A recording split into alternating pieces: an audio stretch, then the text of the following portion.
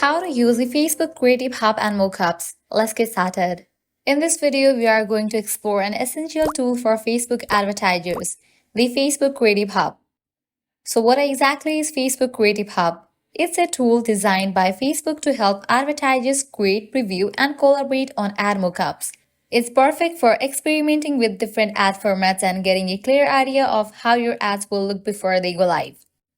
To access the Creative Hub, log into your Facebook Ads Manager and look for the Creative Hub option in the main menu. Click on it and you'll be taken to the Creative Hub dashboard. Now let's create a new mockup. Click on the Create Mockup button. You will be prompted to choose an ad format. Facebook Creative Hub supports various formats including image ads, video ads, and more. Select the format that best suits your campaign. Once you have chosen an ad format, it's time to design your ad. Upload your media images or videos and add your ad copy. You can also customize elements like the headline, description, and call to action button.